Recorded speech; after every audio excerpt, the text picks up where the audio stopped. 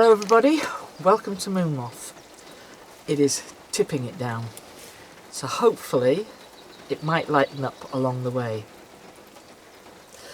So I'm all prepared for a good soaking, and I'm just hiding underneath the tailgate now while I film this bit, and hopefully it will brighten up. So off we go. Let's have a look and see what's going on in Moon Moth. Well, here we are. We've managed to make it through the rain and have landed just here at the entrance. And funny enough, it stopped raining. It's just the odd little bit of rain. Hello everybody. Hello. Is everybody well? May I come in? A little holly tree. That's lovely. There's a little stone pile here. Shall we say hello?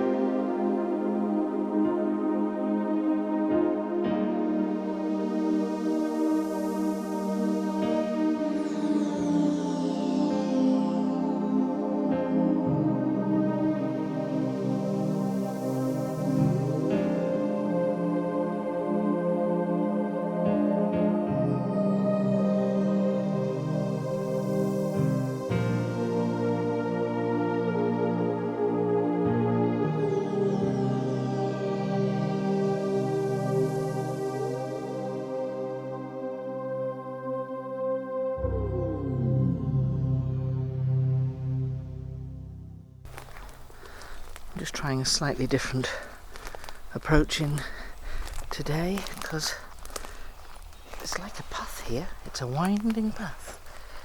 See it?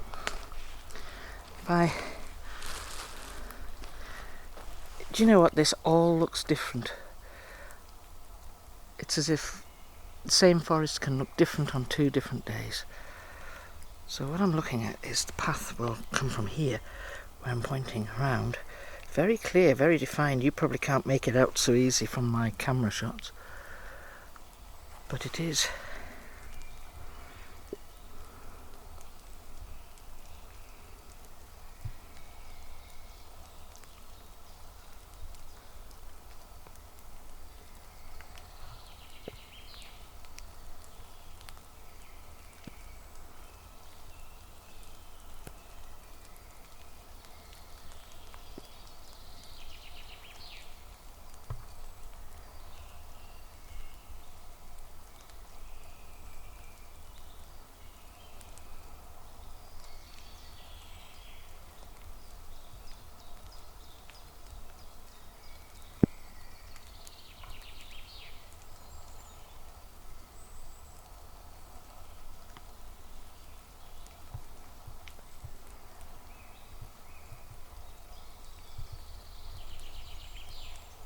See how quiet it is?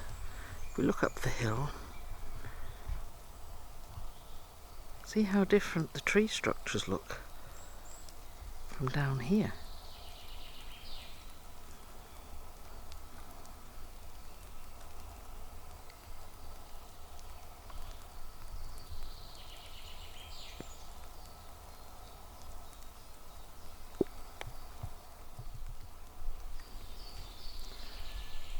Get a bit of an idea of the grid patterns they use with tree bottoms when they've been snapped and then laid out.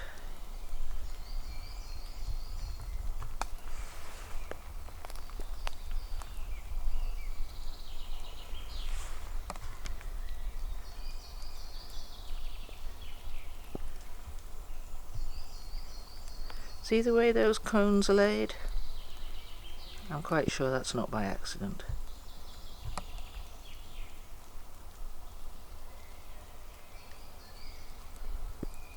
Quite sure of that.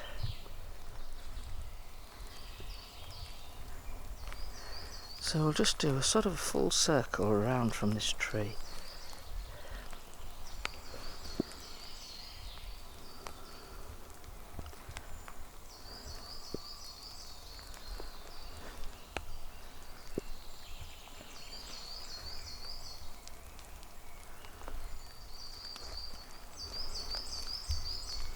And a little right turn.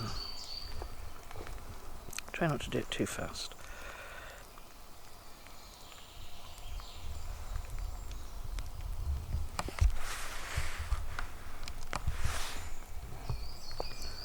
Just want to point this out for you.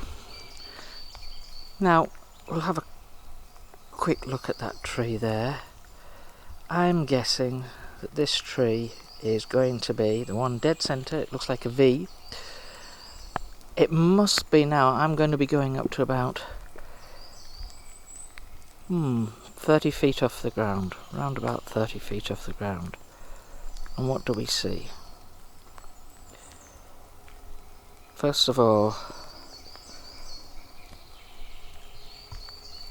there's this branch coming off here.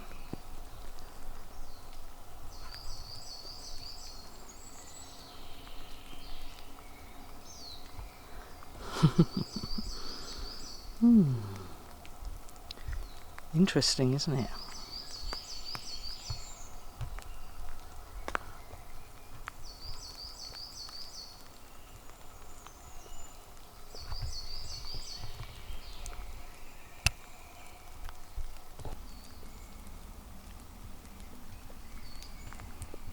So some things, they catch your eye as you're walking through the forest. And it's a bit brighter over there, but unfortunately I think it's going to avoid us, that sunshine. But things like this, they sort of catch your eye and really stick out. And for me, I'm thinking, why?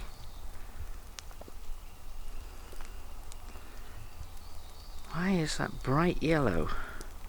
I don't know if the camera does it justice, but that bright yellow stick,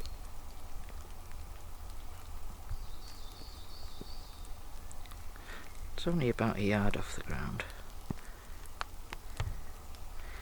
Clearly doesn't belong there.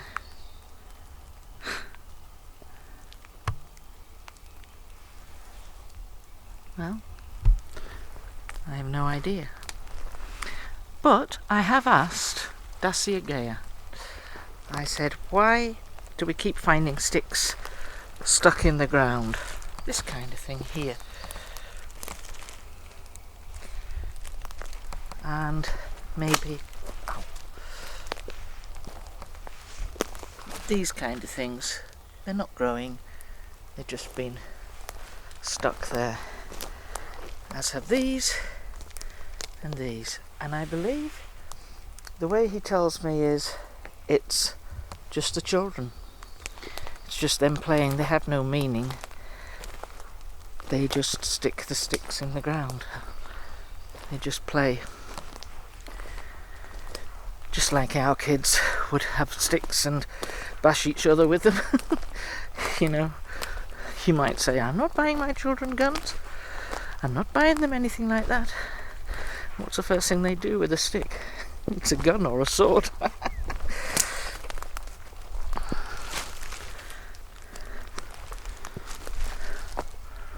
So that's where the trail cam is, and I am going to have a little wander down there and see if it's still there. And these are toes. I don't know if you can see it, it's very difficult to see. There. There.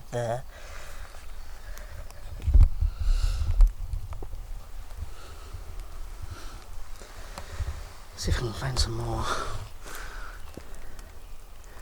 See all this over here. Look at this.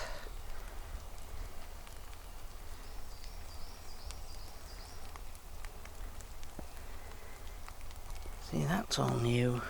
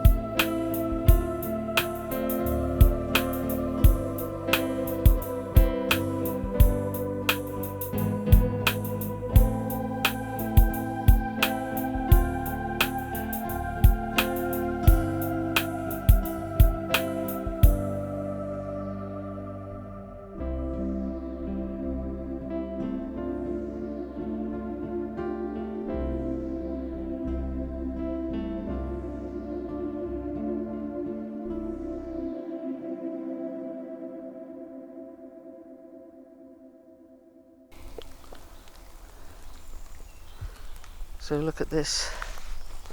See what this is, folks? That's Netflix. That's Netflix.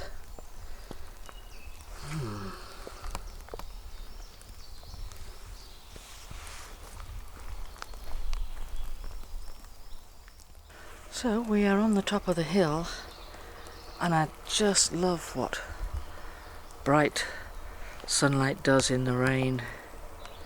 It's quite spectacular, the shadows it casts on the trees.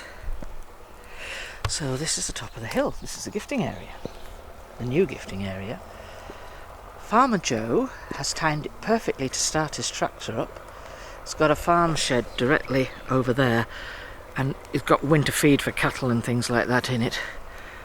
But what I want to show you is this area here. Now look how clean and clear that is. Absolutely clear. So this has now become a sitting area, I believe. So I have asked Dacia Gea about Netflix, and said once they're out of use, we bend them over. They're no longer in use, so we bend them over. They've served their purpose.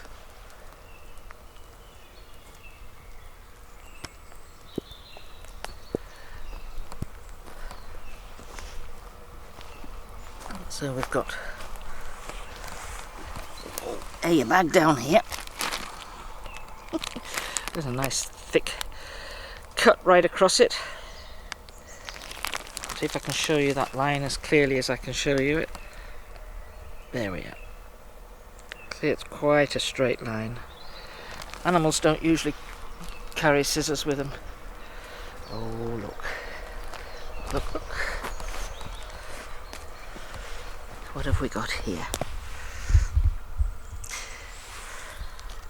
Bits of moss. Bits of moss on the bag. Look at that. Look at this. This is amazing. A Y stick being created and a cone.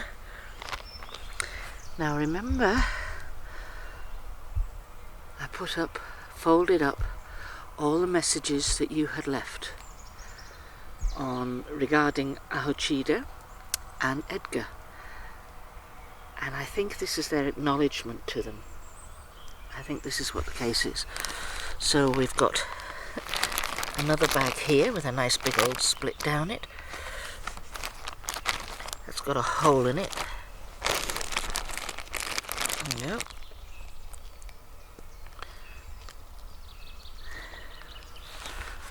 And that's really special to have found that on there, isn't it? What do you think? Well, that, I would say, folks, is to acknowledge your comments, your heartfelt comments that you left. So I can take this away now. See, I just wrote on there, family of the back. That's the lid off the peanut butter. So as you can see, we've got apples, lots of apples, and these gorgeous mangoes. I've got 2 mangoes for them this week.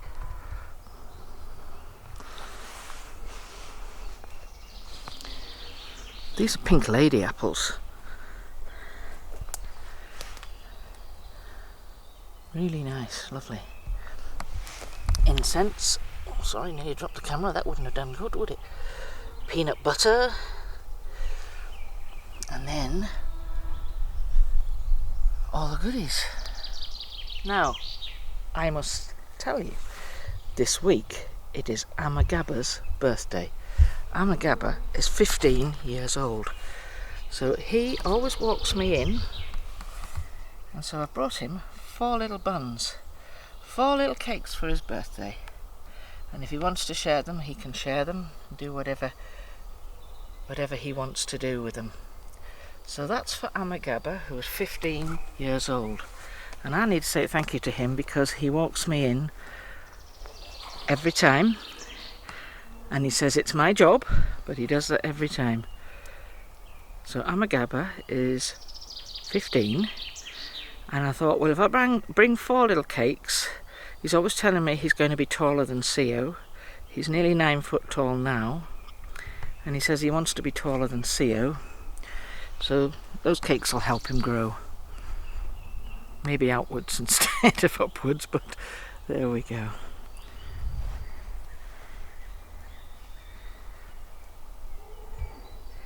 And that is just so special, isn't it? Really, really special.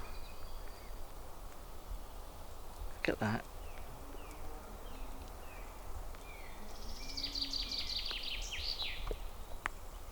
That's Ahochida's plant. And it would have been her 80th birthday last week.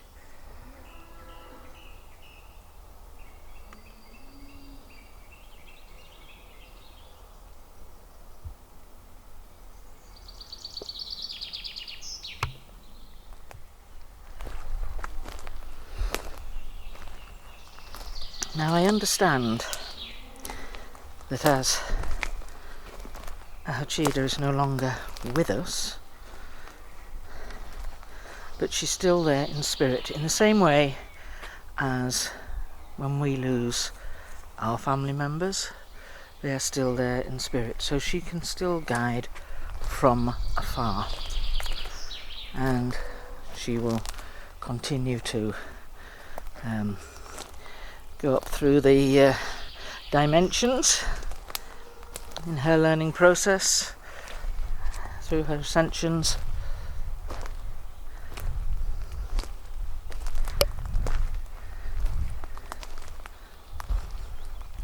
So the teaching that I was receiving from both Abak and Ahochida, and Abak at the moment is quite busy with this Project Light, so Hochida was taking on that role, and now it is Dacia Senior who will do that.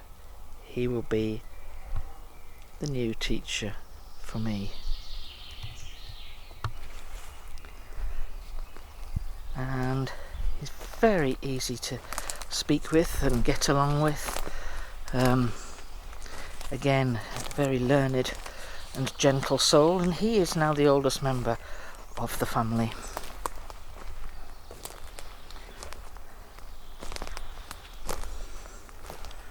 Now that is new, folks. That is new. What was that? Where did that... Okay, who threw that? Somebody threw something. Was that Gefeber? A beaver. I heard it land.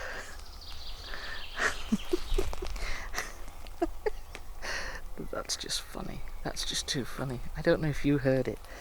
It was a proper plop. Just trying to see what it was.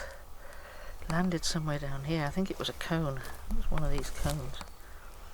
And it came from through there.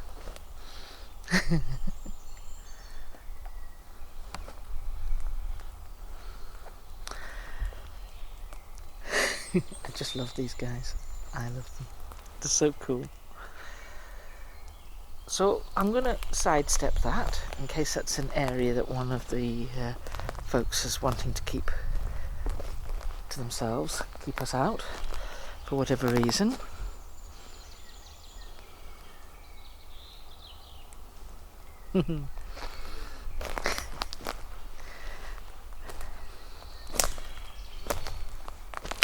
So I'll start off with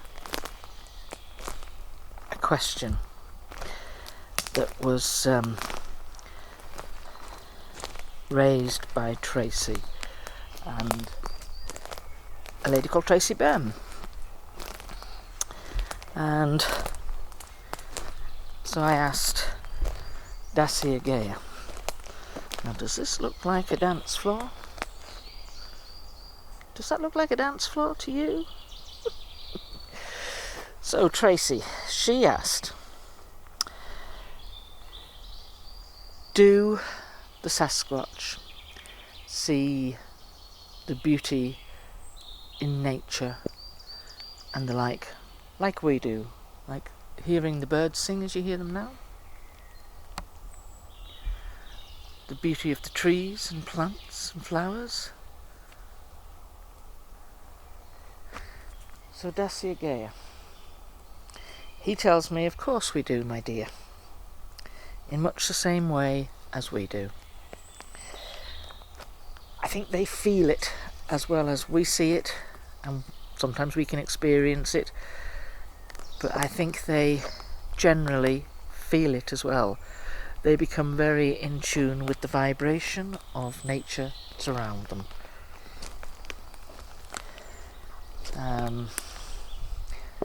Such things like the sunrise and sunsets, and the birds and the flowers.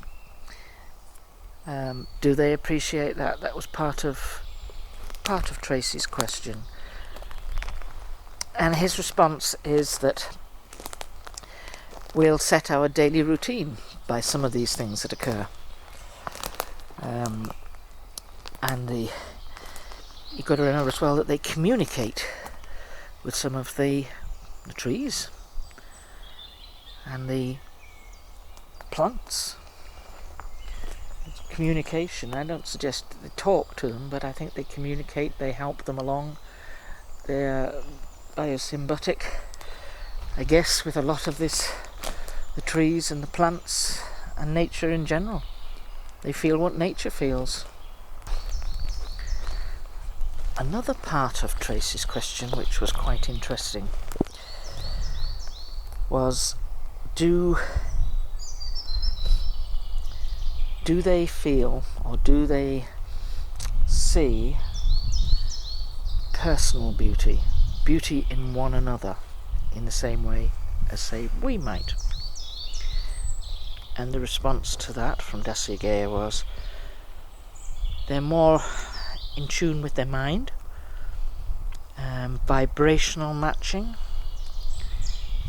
and their nurturing qualities. A man probably would look, or a male should we say, would look for the nurturing qualities of a female, so that they have the right balance between them. I believe that so much of this is all about balance. So Tracy also asked which trees, which I think I might have answered last week, but which trees do they get the most from? Give them the most energy? And the answer is these trees. The pines. Pinus genus. And they give them the most energy resources. They're the most beneficial trees to them. Get the most reserves out of them. So another question Tracy asked was, if one human being was to stand barefoot in the forest and hug a tree, and in this case if you were able to get near it for spikes, would you feel the energy of a tree? Would we gain any benefit from hugging trees? So the response Dacia Gaia gives me for that is, you'd have to stand for a while, and what the tree would be doing would be balancing its energy with you. It would try and mix and match so that its energies were not affected by your energies. And it's like a heartbeat to heartbeat. That's the way he describes it. And then you'd feel very calm. You'd also feel the age. You'd feel the age of the tree. So I think it's possibly sort of like a grandparent feeling to it. And eventually, as you hug that wood, and you see how this wood is kind of quite hard. I do that. That wood's quite hard. Eventually it would feel softer. You would become more enveloped within the tree, as it were. Now Dacia Gaia, he has a pretty cool sense of humour. He says, you may also get prickly feet.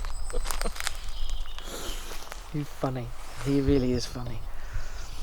I thanked him for responding to my questions, and I said, you're very nimble with the way you answer the questions and things. And he laughed, and he said that his mate Floria thinks he's clumsy. Oh dear, I just thought that was really funny. So you can sort of almost get the sense of like a husband and wife having a little niggle at each other. It's quite funny.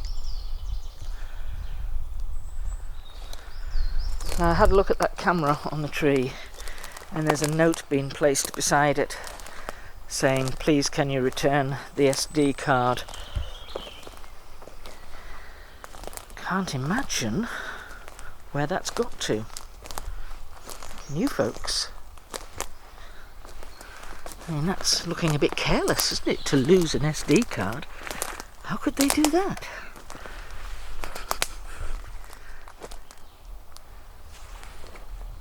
So with that, folks, I think for this week we shall leave it here.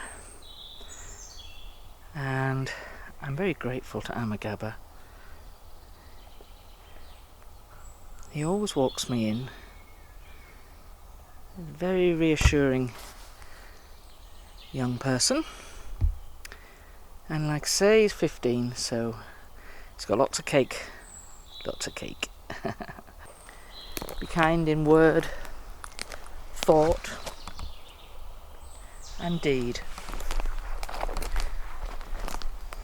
And hopefully I shall see you next week. I have a long trip down to London, the opposite end of the country, again this week, so I may be a bit tired next week, but we shall certainly catch up with everybody next week. Okay, bye for now, folks.